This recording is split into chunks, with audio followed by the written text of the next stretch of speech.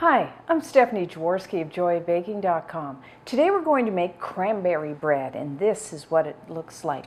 This bread is so moist and flavorful, and as you can see, it's full of cranberries, candied mixed peel, and almonds. So really, it's kind of dressed for the holidays. So the first thing that you need to do is preheat your oven to 350 degrees Fahrenheit, which is 180 degrees Celsius, and you will need a loaf pan. I'm just going to butter. It's got some melted butter here, and with a pastry brush, brush the inside, both the bottom and the sides. Or if you don't want to butter, you could just use one of those non-stick cooking sprays if you'd like. Yeah, that looks good.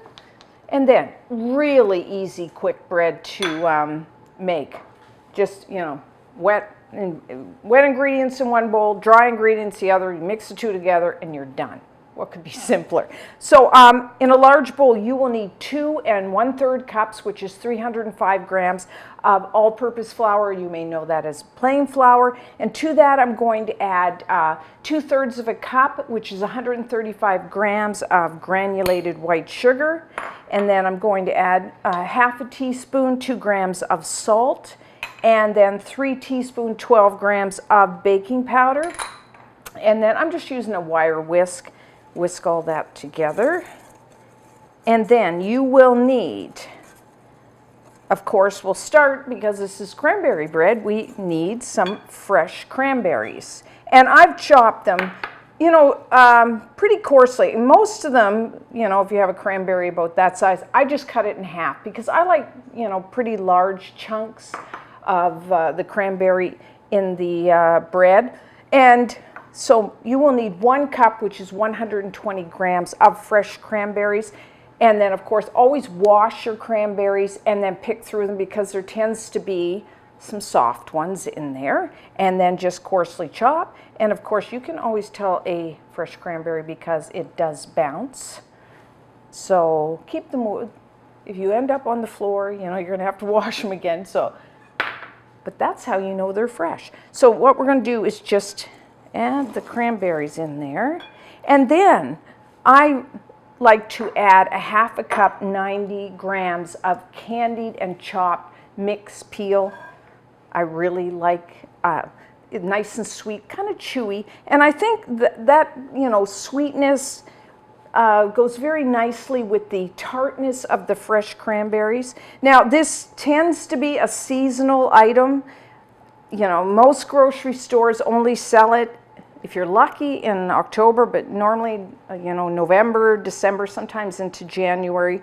So, I tend to stock up if I want to make this bread or some other things other times of the year. So just keep that in mind. And of course, though, you can always source it online. Now, if you don't, some people do not like candied mixed peel. You could just add some more fresh cranberries if you like.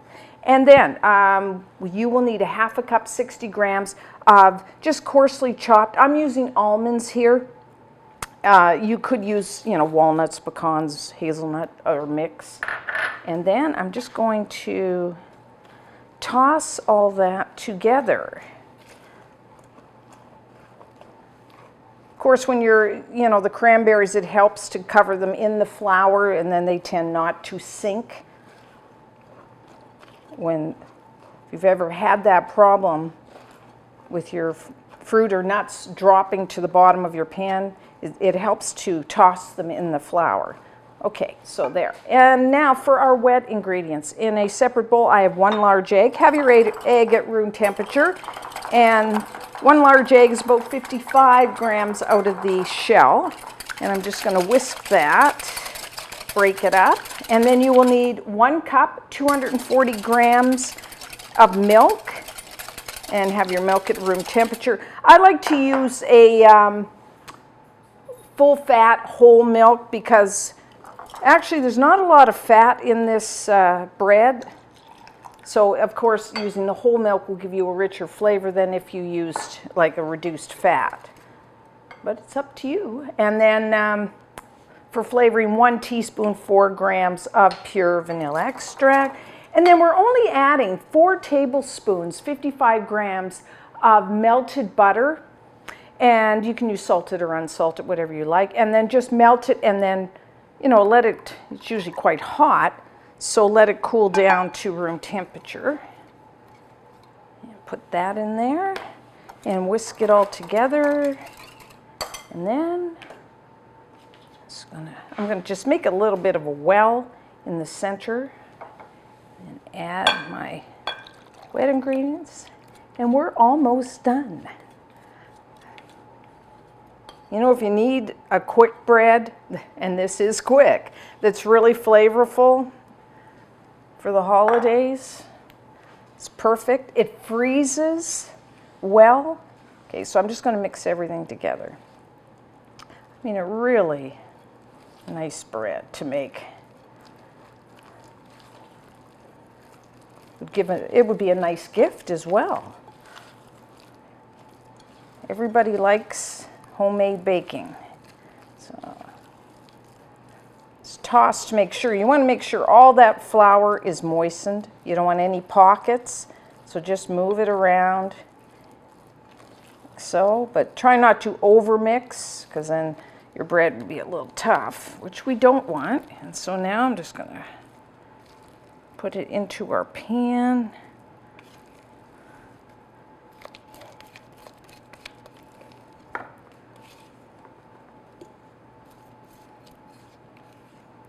Okay. And then I'm just going to take a back of a spoon and even that out. And then we're going to bake this. You know, everybody's oven's a little different. I find somewhere between, 50, 55 minutes. It will rise, it will turn nice golden brown, and then of course a toothpick inserted into the center will just come out clean. You know what, always check earlier, like if I'm saying 50 minutes, I would start checking, I would, at about 45 maybe, just to make sure. We don't want this to be overbaked. Okay, so into the oven.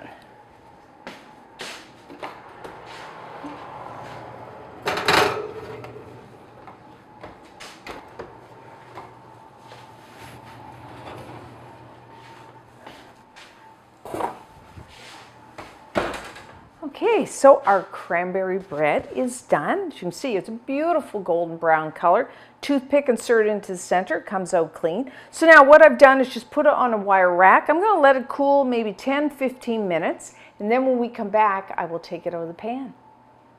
So now we're ready to take it out of the pan. So you can either use a knife or I'm just using an offset spatula. Just make sure it's not sticking. So, looks good. And pan's still a little hot, so we'll just flip it out. There we go. Oh, that looked gorgeous. And then I'm just gonna flip it right side up, like so, and let it finish cooling. Now this bread, because there wasn't a lot of butter in it, really benefits from being stored overnight before you eat it. I mean, you can eat it right away, but I really recommend wrapping it in some plastic wrap and then foil, wrap it up really well, and then let it sit at least overnight before you enjoy it. And it can be frozen. It's excellent. And when I freeze a bread like this, I usually slice it first, because sometimes I don't want to take the whole bread out. I just want like maybe a slice or two. So what I like to do is slice it before I freeze it, and then you don't have to do it after. So I made this one a couple days ago, and it is ready to eat. I mean, it's hard to see at home, but this is so moist. And it's really good plain, even better. But isn't everything with a little bit of butter on it? And so that's what I'm going to do.